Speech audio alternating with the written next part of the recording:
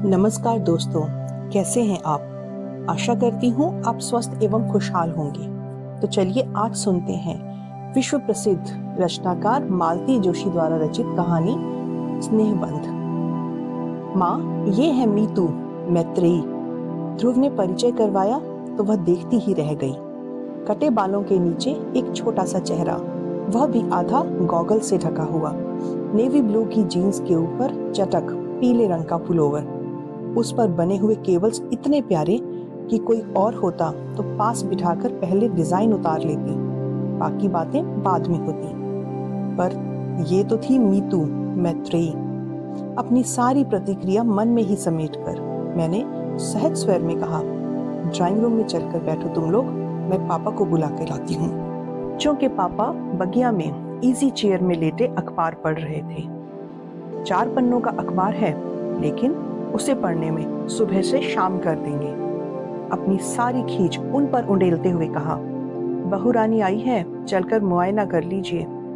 बहू रानी? उन्होंने चौंक कर पूछा, फिर चश्मा उतारकर सीधे मुझे देखते हुए बोले, बहू रानी आई है तो तुम्हारा स्वर इतना तल्ख क्यों है? 1-2 नहीं, साथ रहते पूरे 28 साल हो गए हैं। मेरे स्वर का एक एक उतार चढ़ाव उन्हें कंठस्थ हो गया है।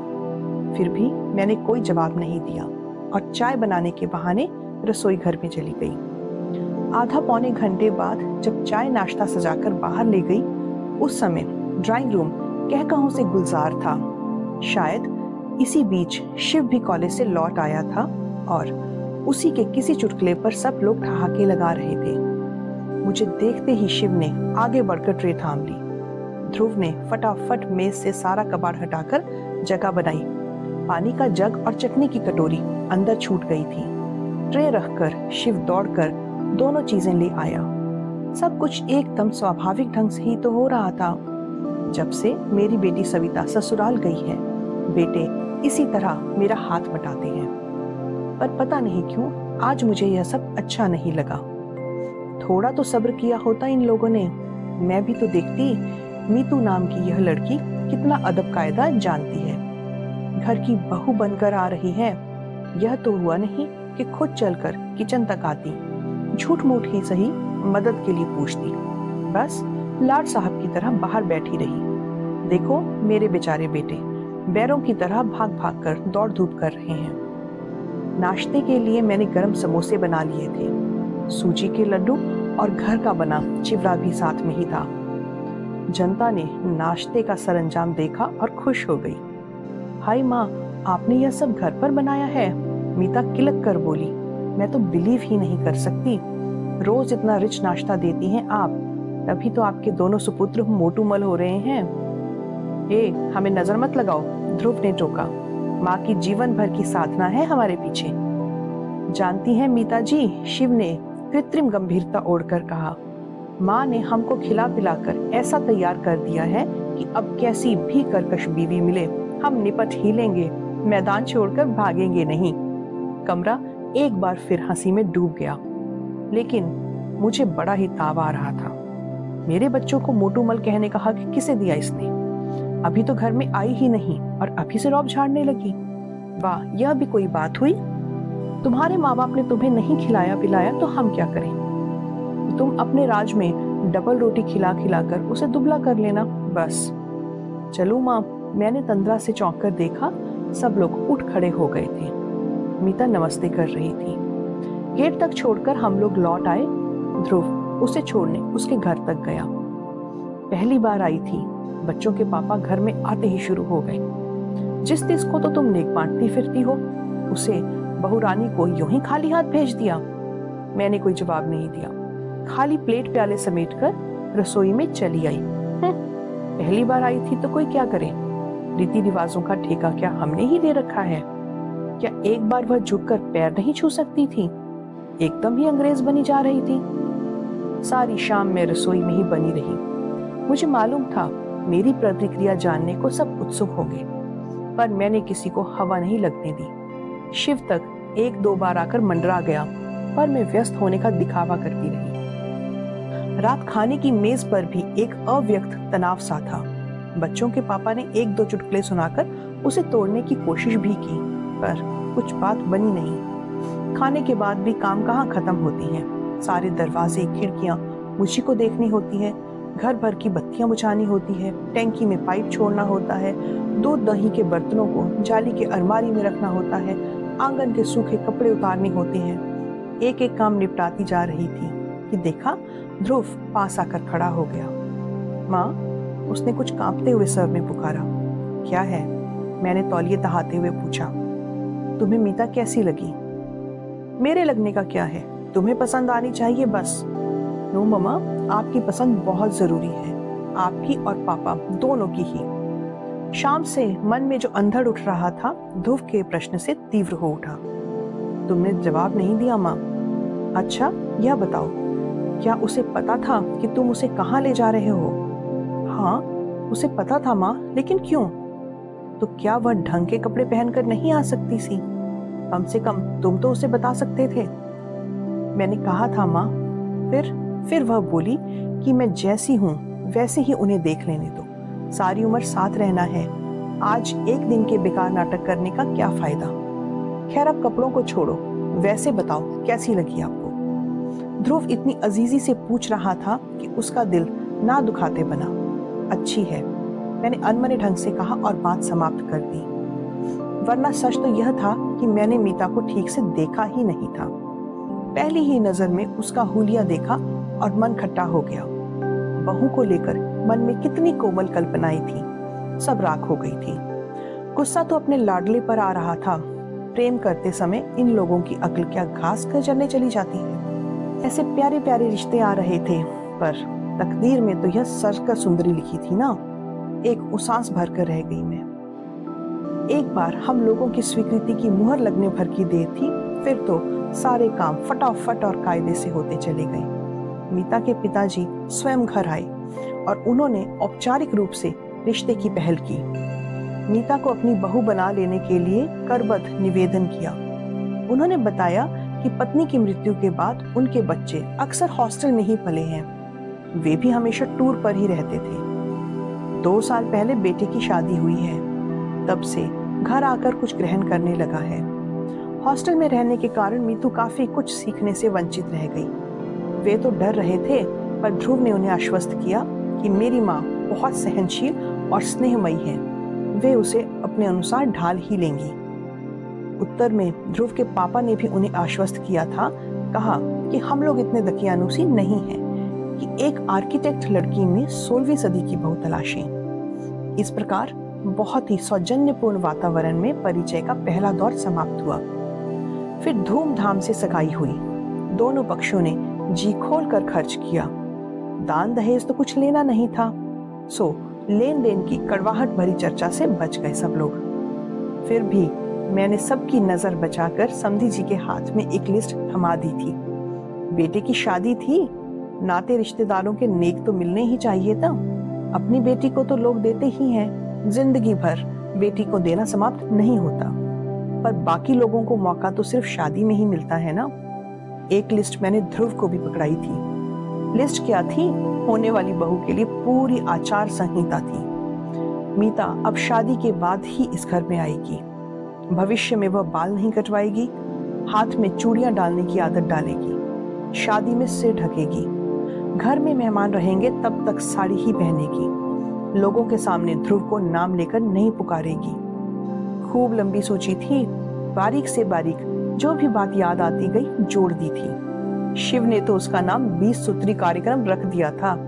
आते जाते ध्रुव को छेड़ भी देता था। दादा, भाभी को कितने सूत्र लटा दिए आपने? कभी कहता, भाभी से कहना फर्स्ट डिवीजन ना आने से भी चलेगा, पर कम से कम पासिंग मार्क्स तो लाने ही पड़ेंगे। यह छेड़छाड़ सिर्फ मजाक के तौर पर नहीं होती थी, इसमें एक अव्यक्त आक्रोश भी था। माँ के कारण उन लोगों की इमेज एकदम पुरानपंथी हो गई थी। ध्रुव मुंह से तो कुछ कहता नहीं था, पर शिव के छेड़ने पर जैसे उदास हंसी हंस देता। उससे यह स्पष्ट हो जाता था। आखिर एक दिन मैंने कह ही दिया, देखो शिव, ये मजाक उड़ाने वाली बात नहीं है। ये मत सोचो कि मैं अपने लिए कुछ कर रही हूँ। मेरी तो बस यही इच्छा है कि नई बहू के आते ही कहीं आलोचना शुरू ना हो जाए उसकी। आखिर मेरी भी तो वह कुछ लगती है। और तुम तो जानते ही हो, शादियों में कुछ लोग आते ही इसी मकसद से हैं कि नुक्स निकालें और आलोचना शुरू कर दें। बच्चे इसके बाद चुप हो गए थे। वैसे मैंने एकदम गलत भी नहीं कहा था। शादी में सचमुच कुछ लोग केवल मीन मेख निकालने के लिए ही आते हैं। नई नवेली दुल्हनों को सबसे ज्यादा आलोचना झेलनी पड़ती है। झूठ क्यों बोलूं, खुद ही मैं कई बार इस अभियान में सम्मिलित हुई हूँ। दोनों ओर के परिवारों में अब तक जितनी बहुएं आई हैं, सबके लिए मेरे पास कहने के लिए कुछ ना कुछ है। सुरेश की बहू रसोई तक में चप्पल पहनकर घूमती है। राजेश की बहू 9 बजे से पहले बिस्तर नहीं छोड़ती। अजन की बहू को देखा है, रसोई में झांक कर तक नहीं देखती। और आलोक की बहू 24 घंटे आलोक के नाम का जाप ही करती रहती है। जेठ ससुर तक का उसे होश नहीं रहता। और निखिल की बहू की तो क्या बात करूं, वो तो और भी 30 मार खां है। जहां पति को 4 लोगों के बीच हंसते बोलते देखेगी, बच्चे को लत से लाकर गोद में पटक देगी। उस पर तुर्रा यह कि कोई मेरी अकेली का थोड़ी है जो दिन भर मैं ही लादे फिरूं। सुन सुनकर कान पक गए तो बुआ जी ने एक दिन कह ही दिया, बहू सब जानते हैं कि बच्चे कोई अकेले नहीं पैदा करता, पर उसका कोई इस तरह ढिंडोरा तो नहीं पीटता ना। ये सारे नमूने मेरे आंखों के सामने थे, इसलिए मन में एक आदर्श बहू की कल्पना थी। सोचा था ध्रुव के लिए जो लड़की लाऊंगी वह इन सब से अलग होगी, पर अपना सोचा सच कहाँ हो पाता है। तुम्हारी सारी शर्तों का पालन करेगी माँ, तब तो वह तुम्हें अच्छी लगेगी ना। एक दिन ध्रुव ने गले में बाहें डालकर बड़ी आशा से पूछा था। तब यही सोचकर संतोष कर लिया कि बेटा आज भी मुझे कितना चाहता है। आसपास के वातावरण को देखते हुए यह भी कम ना था। शादी हुई और बहुत धूमधाम से हुई। घर की पहली शादी आई थी, अनगिनत मेहमान आए थे। उनमें से कईयों को निराश लौटना पड़ा। टीका टिप्पणी का एक भी मौका हाथ नहीं लगा। मैं तो खुद भी बहुत डरी हुई थी। एक तो लड़की की माँ नहीं थी, करता धरता बड़ी बहन थी जो बहुत सालों से अमेरिका में ही बसी हुई थी। पति पत्नी दोनों डॉक्टर थे। भैया भाभी तो थे, पर दोनों थे तो नए नए ही ना। पर स्वागत सत्कार में, खान पान में कहीं कोई त्रुटि या अव्यवस्था नहीं हो पाई थी। मीता के पापा तो पीछे जा रहे थे, पर बहन बहनोई, भैया भाभी, चाचा ताऊ सभी सौजन्य और विनम्रता की मूर्ति बने हुए थे। और जयमाला के समय जब मीता को देखा तो बस आंखें जुड़ गई। अपना यह रूप लावण्य इतने दिनों तक उसने कहाँ छिपा रखा था। लाल सुर्ख बनारसी साड़ी में लिपटी वह किसी सलोनी गुड़िया सी लग रही थी। अंतर जातीय विवाह को लेकर एक शूल था मन में, वह भी जाता रहा। इसी बात को लेकर ननद रानी कितने दिनों से कोंच रही थी। अब सर उठाकर सबके सामने कह सकूंगी, भाई हमने तो लड़की का रंग रूप देखा, विद्या बुद्धि देखी और घर परिवार देखा, बस जात पात को आजकल पूछता ही कौन है। 8-10 दिन घर में मेला सा लगा रहा। मीता 2-4 दिन रही, नंदों के बीच दबी ढकी बैठी रही, उनके बच्चों का लाड दुलार करती रही, रिश्ते की सास और जेठानियों की मान मनुहार करती रही। सभी लोग प्रसन्न थे और जाते समय हर कोई मुझे बधाई देता हुआ गया। शादी के बाद दोनों 8-10 दिन के लिए मसूरी घूमने चले गए थे। उनके लौटने तक मैंने सविता को रोक लिया था। सोचा ननद भाभी थोड़े दिन साथ रह लेंगी। दूसरे दिन सुबह सुबह मैं रसोई में व्यस्त थी कि सविता पास आई, फुसफुसाई, माँ बहू रानी को तो देखो अपनी, क्या पहना हुआ है। मैंने जाकर देखा, बड़े बड़े पीले फूलों वाली मैक्सी पहनकर वह मेज पर प्लेटें लगा रही है। मैं और सविता दोनों एक दूसरे का मुंह ताक रहे थे। इस बात को कौन उठाए और कैसे। मैं तो आजकल के लड़कों से खौफ खाने लगी थी, पर सविता तो उन दोनों को घास तक नहीं डालती थी। दंदनाती हुई बाहर चली गई और बोली, मीता रानी आज ये कौन सी ड्रेस निकाल ली। घर की ड्रेस है दीदी। फिर सविता की प्रश्नार्थक दृष्टि को समझते हुए बोली, माँ का ऑर्डर था कि मेहमानों के सामने साड़ी पहननी होगी, इसलिए इतने दिन पहनती रही, पर बहुत बंधा बंधा लगता है दीदी उसमें मुझे। तो हमें तुम मेहमानों में भी नहीं गिनती।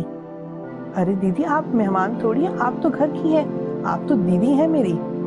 और कोई वक्त होता तो मैं इसी बात पर निहाल हो जाती, पर इस समय समस्या जरा नाजुक थी। मैंने आगे बढ़कर कहा, बेटे, घर में जब तब कोई आ जाता है, लोग अक्सर तुम्हें देखने के लिए ही आते हैं। पर माँ, साड़ी पहनकर जरा भी कंफर्टेबल नहीं लगता, काम तो कर ही नहीं सकती, बस गुड़िया की तरह सज संवर के ही बैठी रह सकती हूँ। मैंने कहा, गुड़िया की तरह सजने संवरने के ही तो दिन है तुम्हारे, काम करने को तो सारी जिंदगी पड़ी है, और अभी मैं तो बैठी हूँ ना। ठीक है माँ, जैसा आप कहें, लेकिन माँ, ऑफिस में तो साड़ी पहनकर जाना जरूरी नहीं है ना, मुझसे तो गाड़ी चलाते ना बनेगी। गाड़ी का मतलब लूना, ये भी एक शूल था मन में। शादी के सामान के साथ लूना देखकर मेरी भाभी फिच से हंसती थी। वाह ध्रुव जी, सीधेपन की हद कर दी आपने। आजकल बजाज सुपर से नीचे कोई बात नहीं करता, आप कम से कम। मामी जी, ध्रुव बात काट कर बोला, यह मेरी नहीं, मीता की गाड़ी है, मेरे पास तो अपनी बाइक है। मीता ने पापा से कहा था कि जेवर चाहे ना दें पर एक गाड़ी जरूर दे दें। यानी सब कुछ अपने आप ही तय हो गया था, मन इतना इकट्ठा हो गया था। स्कूटर ही ले लेते तो क्या जाता, बाइक शिव के काम आ जाती, स्कूटर पर तो दोनों जा ही सकते थे, तब यह पहनने ओढ़ने का झंझट भी ना खड़ा होता। ठीक है, ऐसा करो, तुम दफ्तर सलवार कमीज पहनकर जाया करना, मैंने फैसला सुना दिया। लेकिन जब घर में बहू आती है तो समस्या सिर्फ पहनने ओढ़ने की ही नहीं रहती, उसका घर भर में उन्मुक्त होकर घूमना, खिलखिलाना, दिन भर ध्रुव डार्लिंग की रट लगाना, शिव से छीना झपटी करना, भूख लगने पर नाश्ते के डिब्बे टटोलना, बात बात पर गले में झूल जाना, सब कुछ आंखों में खटकने लगता।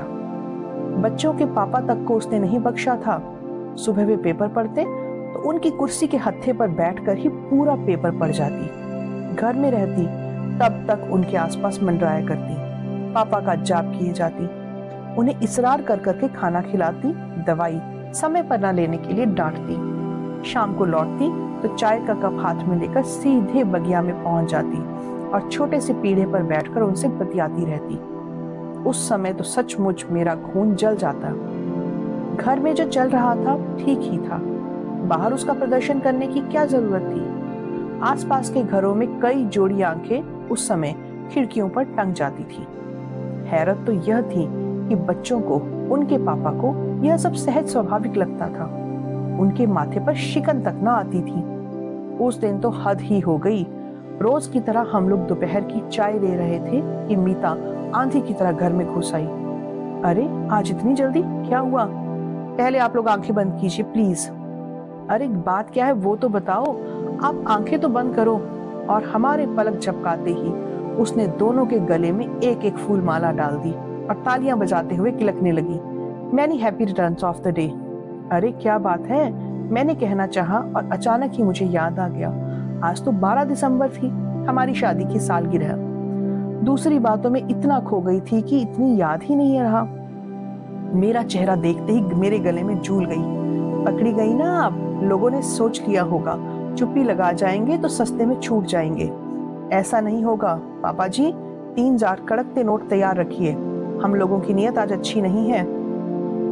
तुम्हें कैसे पता चला बेटे, हमें तो याद ही नहीं रहा, इन्होंने गदगद होते हुए पूछा।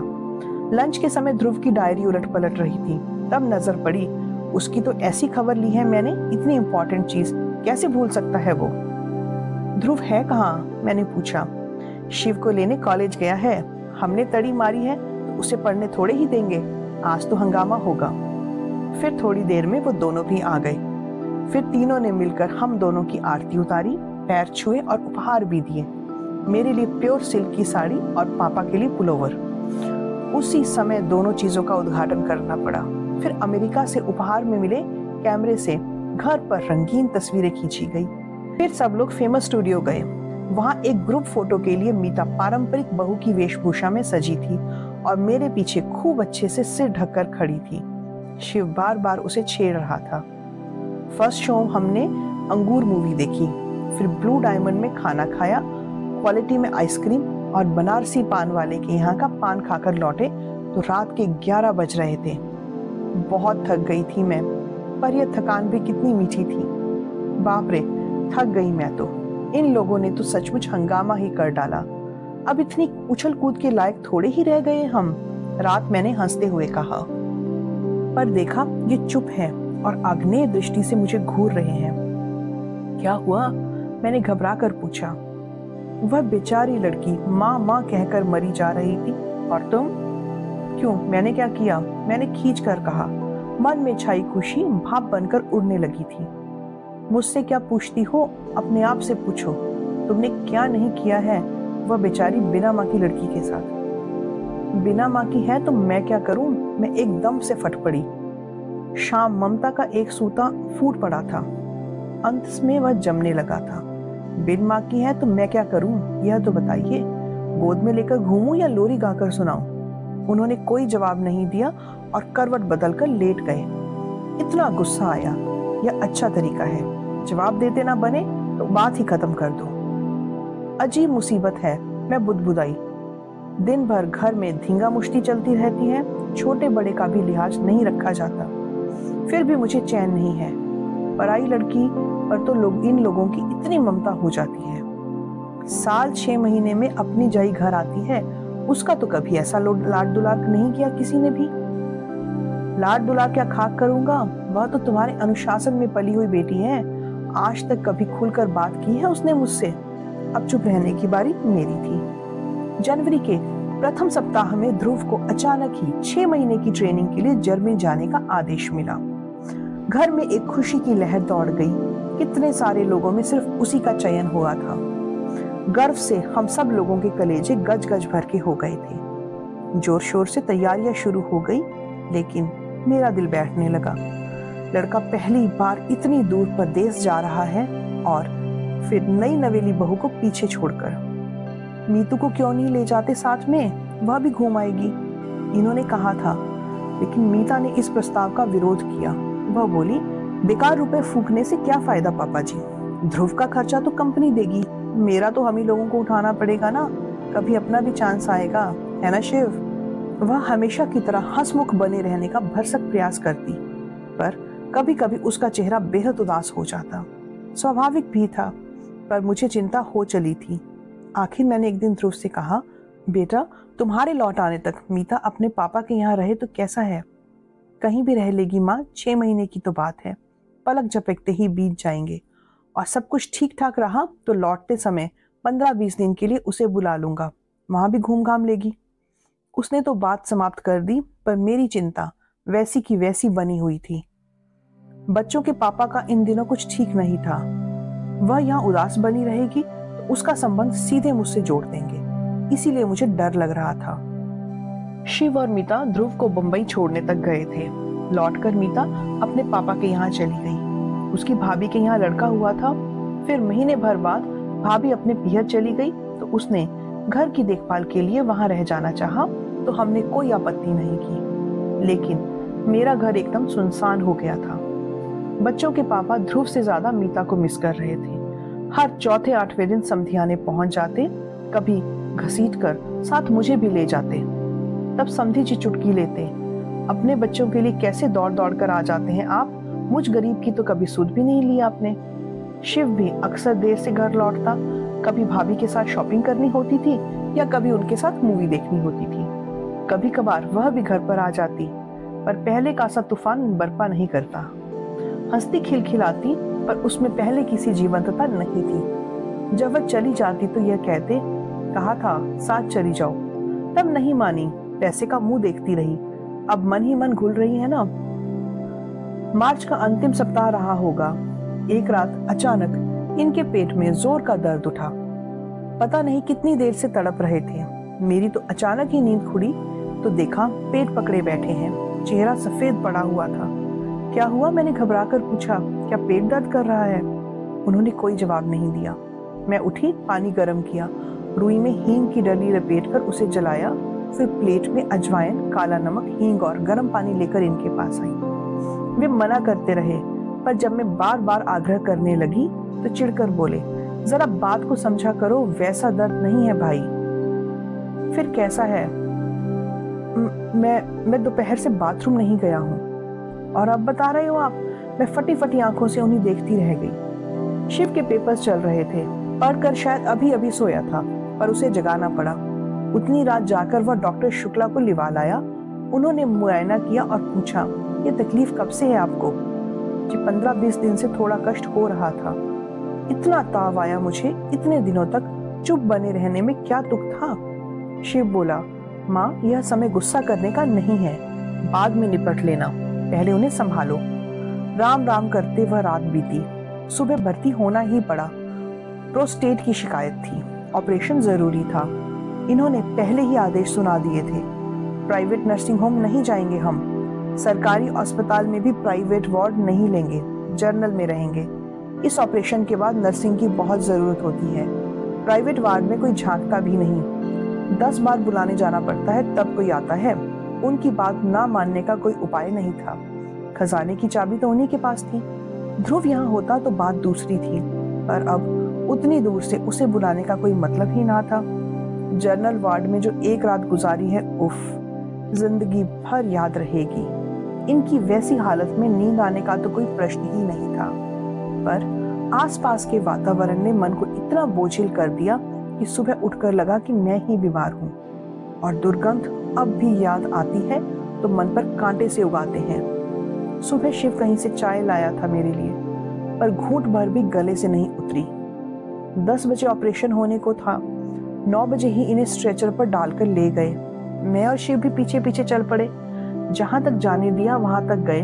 फिर मैं वहीं बैठकर इष्ट देव का जाप करने लगी। शिव बेचारा दौड़ धूप में व्यस्त हो गया। नमस्ते बहन जी। मैंने चौंक कर देखा, मीता के पापा सामने खड़े थे। आपने तो खबर भी नहीं की, इतने बेगाने हो गए हम लोग। उनके स्वर में आक्रोश था, शिकायत थी। मैं क्या जवाब देती?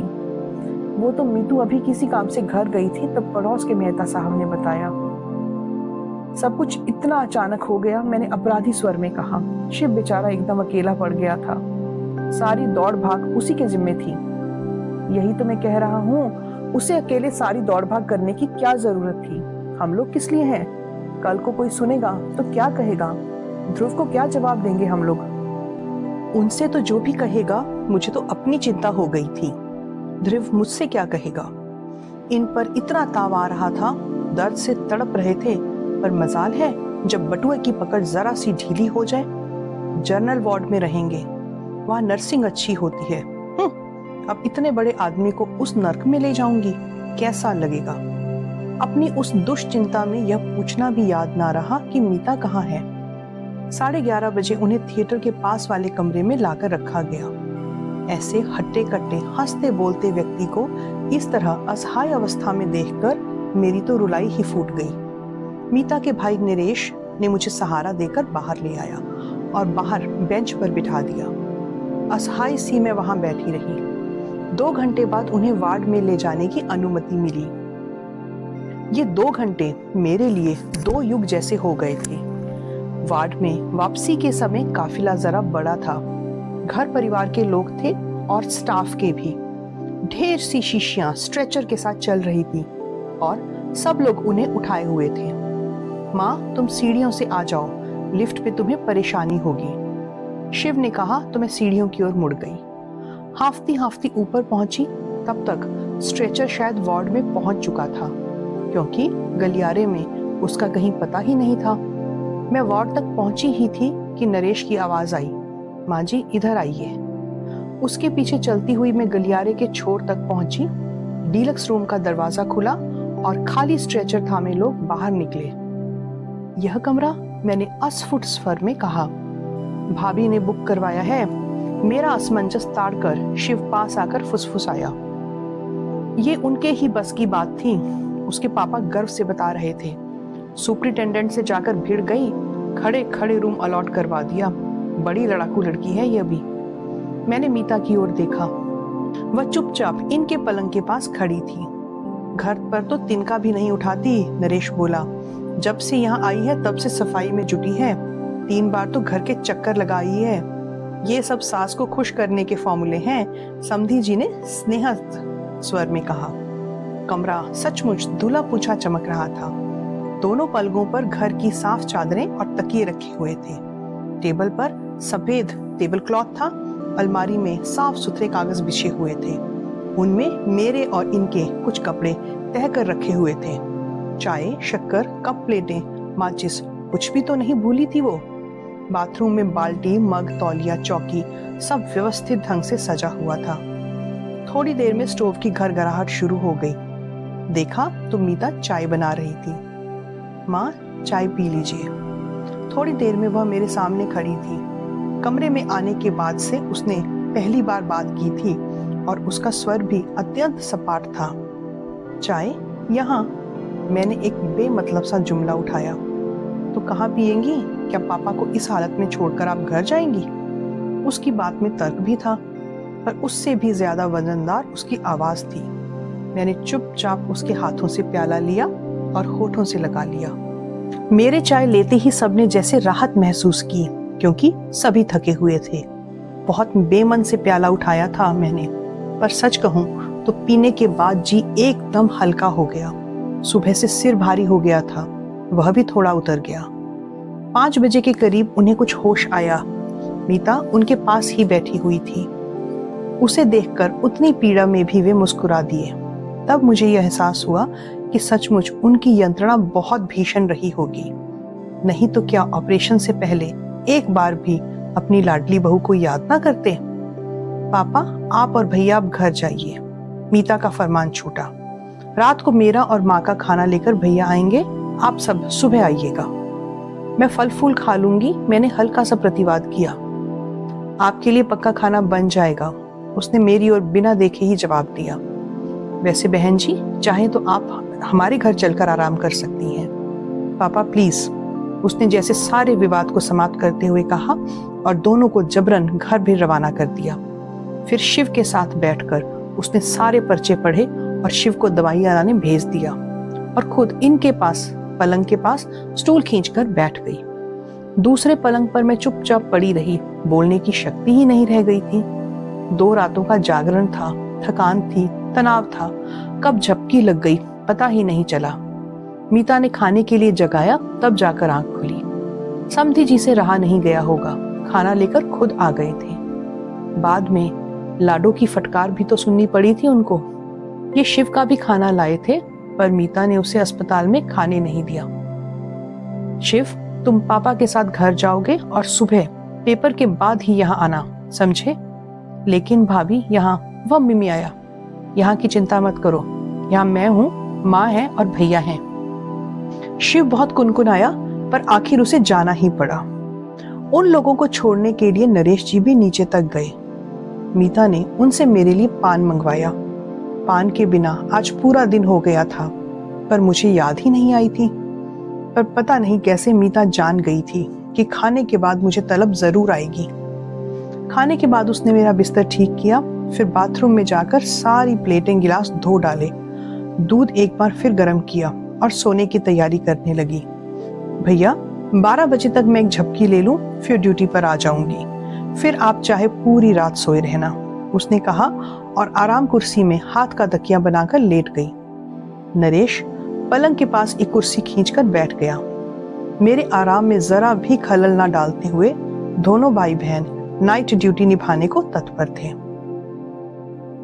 मैंने आवाज दी, मीता, भैया आराम कुर्सी पर लेट जाएंगे, तो इधर पलंग पर आ मेरे पास। दिन भर खड़ी की खड़ी है, यहाँ लेट आराम कर। पता नहीं मेरी आवाज में कुछ था या उसने प्रतिवाद करना नहीं चाहा। वह चुपचाप आकर मेरे पास लेट गई। आप सोने लगेंगे तो भैया मुझे जगा लीजिएगा, उसने कहा और आंखें मूंद ली। नरेश जी आराम कुर्सी पलंग के पास खिसकाकर उसमें लेट गए। कमरे में अजीब सी शांति छा गई। मैंने मीता की ओर देखा। पता नहीं क्यों उसे देखकर मुझे सविता की याद आ गई। सविता अब 2 बच्चों की माँ हो गई है, पर अभी भी कभी कभी उस पर बचपन सवार हो जाता है। माँ के पास लेटने का मोह आ जाता है। उन क्षणों में वह एकदम नन्ही बच्ची बन जाती है।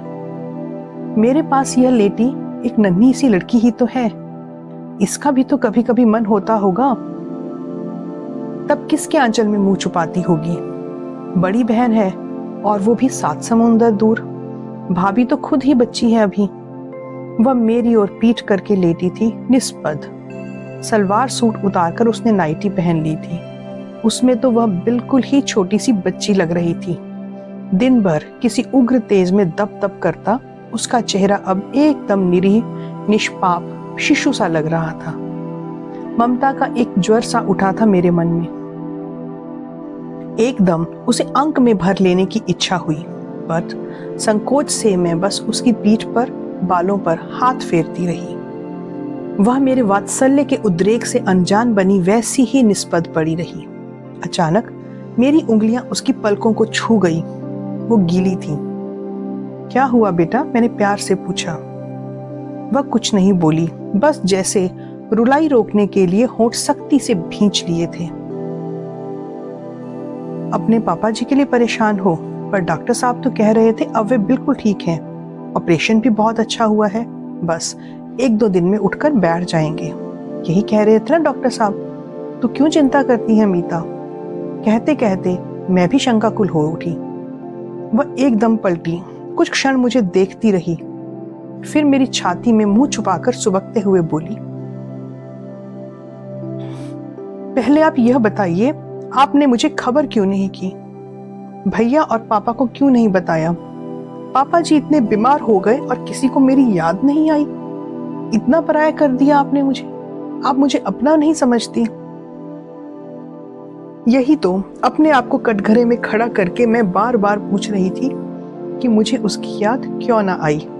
मैं अपनी बिटिया को कैसे भूल गई। इसके बाद हम दोनों एक दूसरे के गले लगकर चुपचाप सो गए। तो दोस्तों, ये थी आज की कहानी। आशा करती हूँ आपको कहानी पसंद आई होगी। अगर कहानी पसंद आई है तो इसे लाइक कीजिए और शेयर कीजिए। कहानी में कुछ भी अच्छा लगा तो हमें कमेंट करके ज़रूर बताइए। और ऐसी ही और बेहतरीन कहानियाँ सुनने के लिए चैनल से जुड़े रहिए। तब तक धन्यवाद, अपना ध्यान रखें और शुभ रात्रि।